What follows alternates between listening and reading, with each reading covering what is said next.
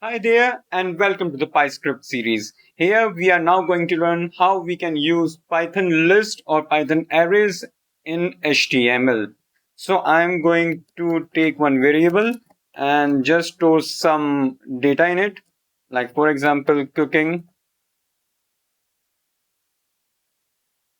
cycling, and reading, for example. Okay. And now let's use a for loop so that we can iterate over each hobby. Let's use for hobby in hobbies and print me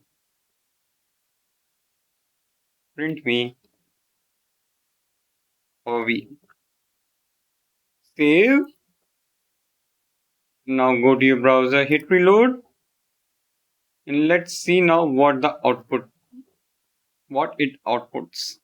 So everything is compiling down in the console, you can see, and you see how it prints each and every iteration inside my array. Now that means you can also add into this array. For example, if I try to append some more hobbies, dot append,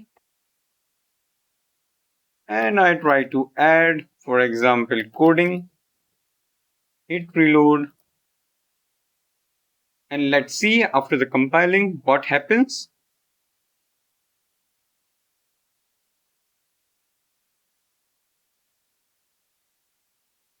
Compiling down, you see more items can be added using the your Python's basic array functions.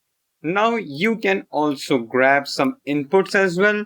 Like for example, you say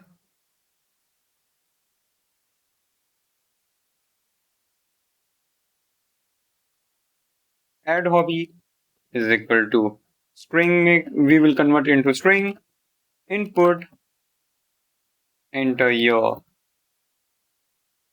single hobby, for example, and whatever the hobby will be there, we are going to append it, okay, and we will iterate over it. So let's reload, let it compile down,